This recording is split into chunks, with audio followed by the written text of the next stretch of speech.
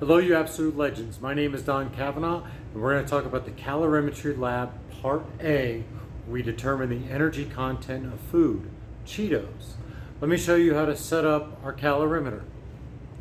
We have a flask filled with 30 grams of water. We have a lid and a cap here.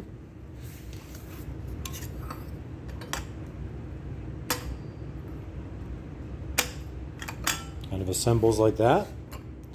This goes here. And here we have a camping type stove. And we're going to burn the Cheeto under there. Let me move this back here. And we are measuring the temperature of this water that is inside of our camping stove. So I have that down there. All right. Now, I want to make sure that my temperature probe is working. So I'm going to hit the start button, the collect button.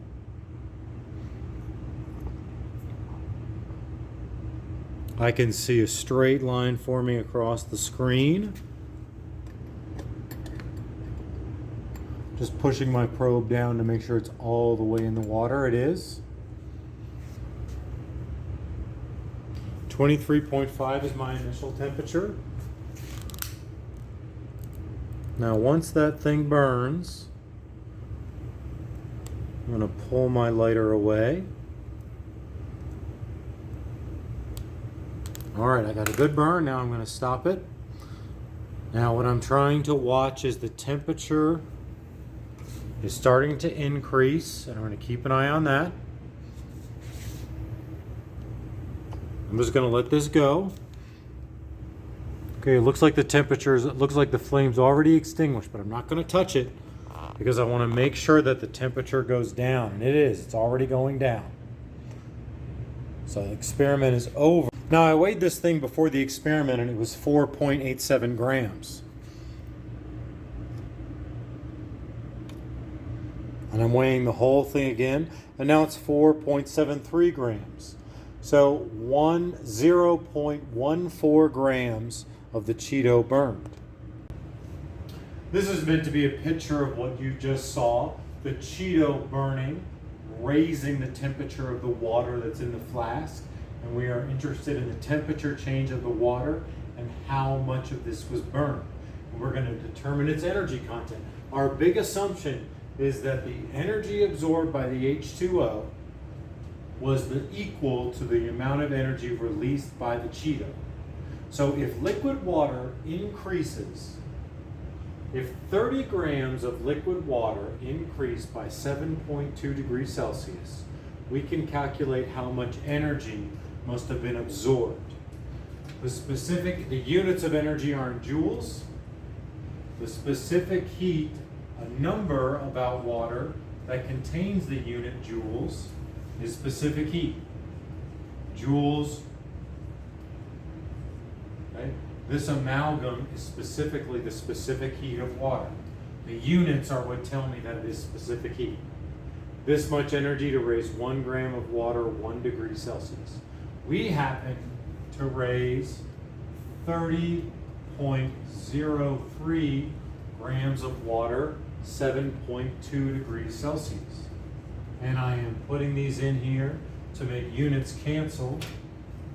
So that way I will get an answer in energy released and energy absorbed by the water.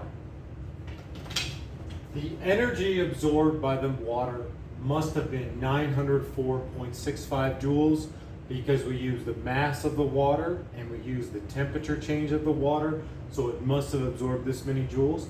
So the energy content of that Cheeto was 904.65 joules.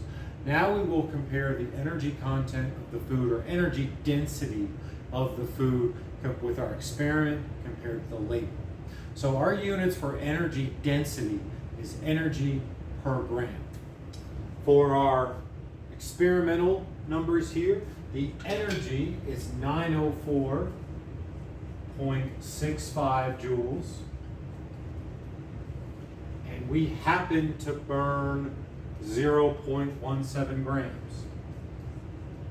So this is our energy density.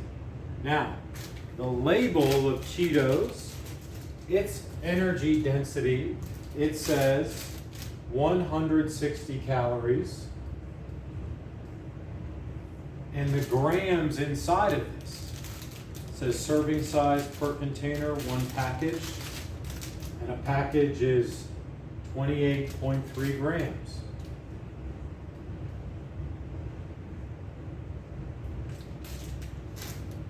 To compare these densities, these energy densities, we need to get them in the same units. Their denominator is the same, but their numerator isn't the same here. We got to get the joules there.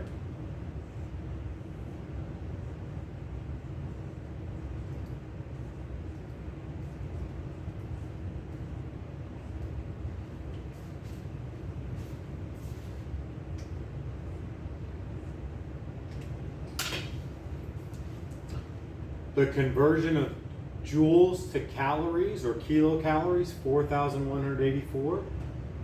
Our experimental number, 1.27 calories per gram. That's our energy density. Based on the label, 5.65 calories per gram. I hope this helps. Thank you. As we were disappointed with the incomplete combustion of the Cheeto, we're going to do something to fix that.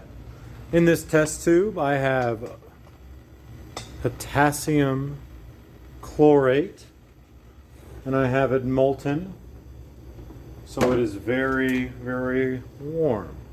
Now, potassium chlorate is a strong oxidizer and have a lot of oxygens. This Cheeto happens to weigh about 1 gram. Let's get the complete combustion of that Cheeto going.